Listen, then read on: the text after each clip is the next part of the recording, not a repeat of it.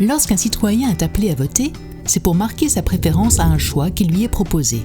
Et parfois, il se retrouve à devoir choisir entre des personnes ou des partis politiques pour qui il ne veut pas voter ou qui, une fois au pouvoir, ne répondent pas à ses attentes même élémentaires, ce qui pousse de plus en plus d'électeurs à faire un vote contestataire ou à voter par dépit pour des formations dites extrêmes.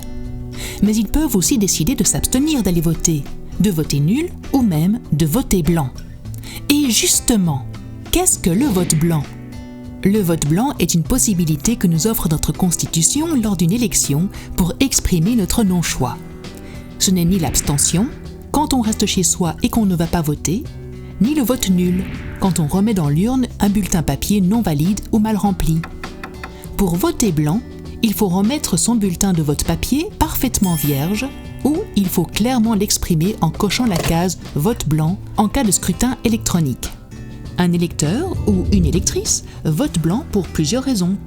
Il peut se dire qu'il fait confiance à la majorité des votants et qu'il se rallie à elle. Ou alors, il veut exprimer que rien ne lui plaît dans le choix proposé sur son bulletin de vote. Ou encore, c'est tout simplement un vote contestataire. Le paradoxe est que ceux et celles qui considèrent le vote blanc comme un vote sanction ou de refus confortent ce qu'ils veulent rejeter, vu que leurs votes seront répartis proportionnellement à l'ensemble des partis élus. En effet, les résultats du vote blanc, de l'abstention et des petits partis qui n'ont pas atteint le seuil électoral sont généralement largement commentés le soir des élections et puis ensuite, plus rien. Malgré qu'ils représentaient aux dernières élections 20% des électeurs, ce pourcentage disparaît au profit des partis formant le gouvernement et l'opposition et n'est pas pris en compte au moment de l'attribution des sièges parlementaires. Ce qui permet à ces partis d'augmenter leur position, notamment au niveau du nombre des sièges à la Chambre. Que pouvons-nous faire pour ne plus entendre « Cela ne sert à rien de voter blanc. De toute façon, ça ne sert plus à rien d'aller voter ». Le parti Blanco souhaite modifier la constitution belge ou les lois électorales afin que le vote contestataire soit considéré comme un vote à part entière et que son pourcentage soit comptabilisé au même titre que le score des autres partis. Cela révélera des résultats plus représentatifs du choix des électeurs et mettra en évidence la part de la population qui est en désaccord avec la politique menée.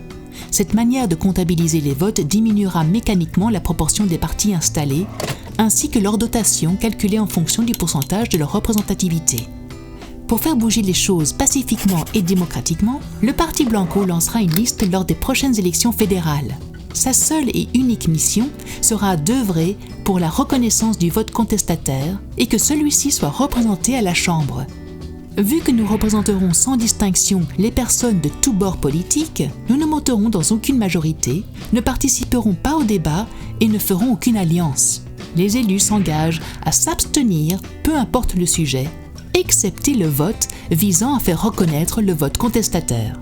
Notre objectif n'est pas de remplacer le vote blanc existant, mais de proposer une nouvelle option sur votre bulletin de vote, le siège non attribué.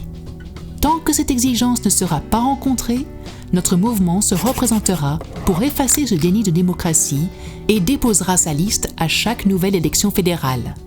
Le jour où le vote contestataire sera enfin reconnu, nous n'aurons plus de raison d'exister et nous disparaîtrons de l'échiquier politique. Parti Blanco, parce que votre voix compte et doit être représentée. Pour plus d'informations, rendez-vous sur le site internet partiblanco.be.